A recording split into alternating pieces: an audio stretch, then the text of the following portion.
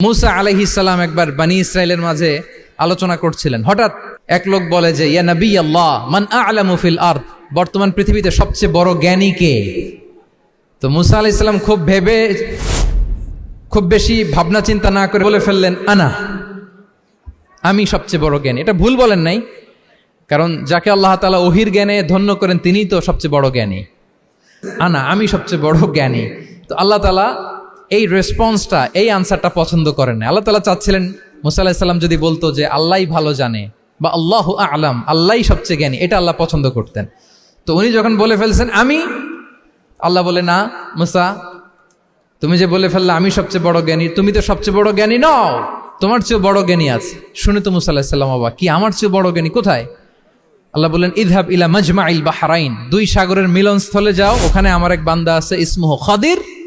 ওই খাদির, যারে আমরা বাংলায় খিজির বলি আর কি, এই খিজির তোমার চেয়েও জ্ঞানী। আল্লাহু আকবার। আপনারা সূরা কাহাফের তাফসীর পড়লে জানতে পারবেন। গেলেন, নৌকার মধ্যে বসা, হঠাৎ একটা চড়ুই পাখি এসে সাগরের পানি খাচ্ছে।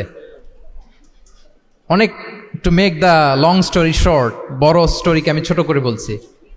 দুইজন নৌকায় বসা, একটা চড়ুই পাখি এসে সাগরের পানি খায়। তো খিজির আলাইহিস সালাম বললেন মুসা, চড়ুই পাখিটা দেখতে পাচ্ছ? মুসা আলাইহিস সালাম বললেন হ্যাঁ দেখতে পাচ্ছি। চড়ুই পাখি যে পানি খেলো এইমাত্র, এটা দেখেছো? হ্যাঁ দেখেছি।